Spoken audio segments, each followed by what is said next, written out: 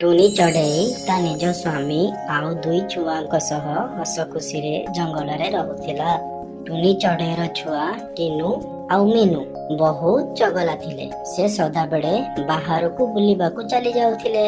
ଗୋଟେ ଦିନ ଟୁନୁ ଆଉ ମିନୁ ଖେଳୁ ଖେଳୁ ନିଜ ଭିତରେ କଥା କରିବାକୁ ଲାଗିଲେ। ଆରେ ମିନୁ, ଚାଲ ଆମେ ପିକନିକ ଯିବା। ଆମକୁ ସେଠି ବୁଲିବାକୁ ବହୁତ ମଜା ଆସିବ। ହା ହା, ଏଟା ତ ବଢିଆ ଆଇଡିଆ ଅଛି। ଆମେ ନଦୀ ପାଖକୁ ବୁଲିବାକୁ ଯିବା ଆଉ ସେଠି ମାଛ ଧରି ଖାଇବା। ବହୁତ ମଜା ଆସିବ। ଆରେ ବାଃ, ମାଛ ଧରିବା? ମୁଁ କେବେ ବି ମାଛ ଧରିନି। ଚାଲ ଏବେ ବାପା ବୋଉଙ୍କୁ କହିବା। ଟିନୁ ମିନୁ ନିଜ ବାପା ବୋଉ ପାଖକୁ ଗଲେ ଆଉ ତାଙ୍କ ପିକନିକର ଆଇଡିଆ କହିଲେ।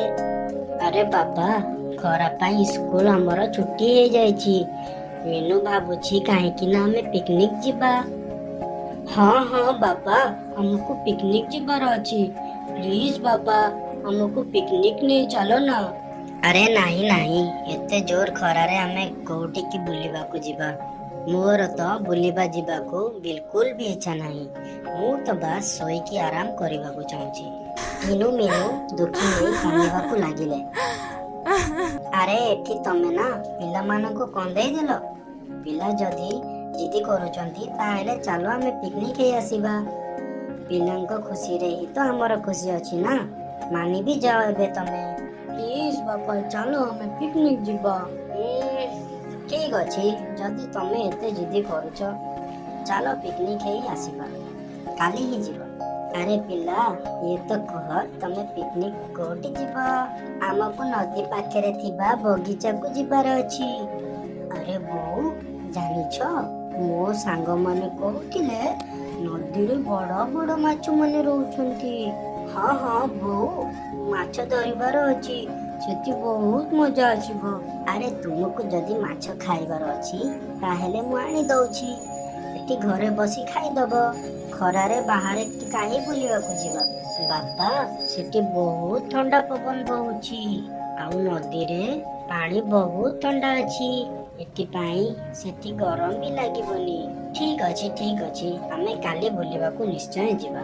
ଜୋ ହୁକୁମ ମେରେ ଆକା, ତମେ କହିଦେଇଛ ଯଦି କାଲି ଆମେ ନିଶ୍ଚୟ ଯିବା। ପିଲାମାନେ କାଲି ସକାଳେ ଜଲ୍ଦି ଉଠିଯିବ। ଟିନୁ ମିନୁ ବହୁତ ଖୁସି ହେଲେ ଆଉ ରାତି ସାରା ନ ଶୋଇ ସକାଳର ଅପେକ୍ଷା କରିବାକୁ ଲାଗିଲେ। ସକାଳ ହବାରୁ ଟୁନି ନିଜ ପରିବାର ସହ ପିକନିକ ଯିବାକୁ ଲାଗିଲେ। ପିଲାମାନେ, ଆମେ ଏବେ ପିକନିକ ଯାଉଛୁ। ତମ ମାନଙ୍କୁ କେମିତି ଲାଗୁଛି? ଖୁସି ତ ଅଛ ତୁମେ? ଧନ୍ୟବାଦ ବୋଉ। ଫାଇନାଲି ଆମେ ପିକନିକ କୁ ଯାଉଛୁ ଆଉ ଆମେ ବହୁତ ଖୁସି ଅଛୁ। ବାପା, ମୁଁ ସେଠି ବହୁତ ଖେଳିବି ଆଉ ବଡ ମଜା ଆସିବ। ହଁ ହଁ, ଆମେ ପାଣିରେ ବହୁତ ଖେଳିବା। ଟୁନି ଚଢ଼େଇ ନିଜ ପରିବାର ସହ ନଦୀ ପାଖରେ ଆସି ପହଞ୍ଚିଲା। ୱାହ, କେତେ ସୁନ୍ଦର ଜାଗା ଅଛି।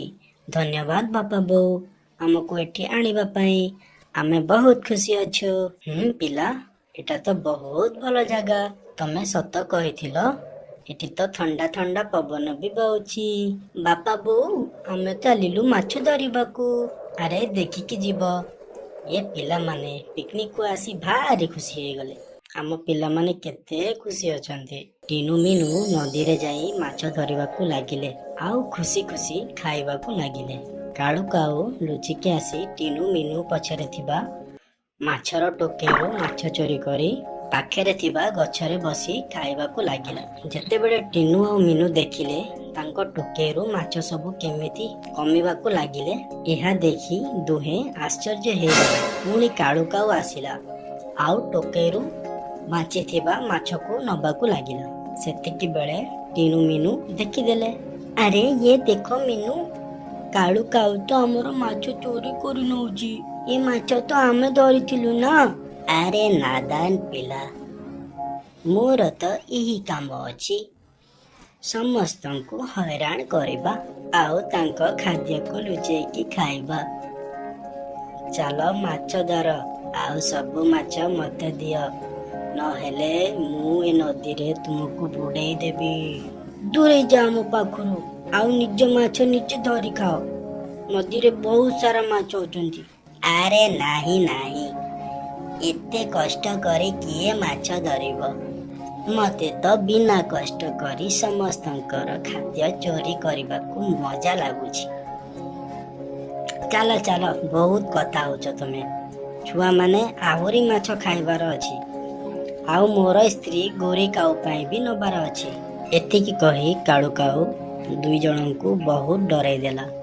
मीनू ए कथा शुणी जोर जोर रे कांदिबाकू लागिला। मीनूर कांद शुणी टुनी आउ तार स्वामी सेठिकी आसी जाउछन्ती। अरे कांद नाही पुओ, कौन हेला कुह? अरे देखो न बू, ये काळू काऊ हमर सबु माछ चोरी करि नेला आउ हमकू डराइबाकू लागिला। काळू काऊ तमे एमिति काई कल? एबे तमे नदीरू माछ धरिकी दियो। मते भोक लागुथिला।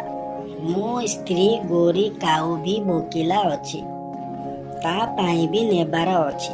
चालो चालो एबे तमे चारि जण मो खाइबार अयोग्य कर आउ मते माछ धरिकी दियो। हा हा हा हा। सेतिकी बेले टुनी स्वामी को राग आसिला आउ से कहिला आमे सबु मिसी एबे ताकू सबक सिखेबा। टुनी चढ़ई आउ तारा स्वामी आउ ता पिला मिसी काळू काऊ को बहुत मारिबाकू लागिला। काळू काऊ डरिकी माछ छाड़ी सेटू पड़ई गला। ये काऊ तो बहुत डरपक बाहरिला। देख से तो केमिति हमको डरी पड़ई गला। तापरे टुनी चढ़ई आउ ता पिला बहुत माछ धरिले आउ बहुत मजा करी हस खुशी रे घर को पड़ई गले। हेलो फ्रेंड्स, आपण माने हमर चैनल तो देखुछंती किंतु आम चैनल को सब्सक्राइब करू नांती। सो प्लीज मो कहिबी आम चैनल को like, comment, share and subscribe करंतु।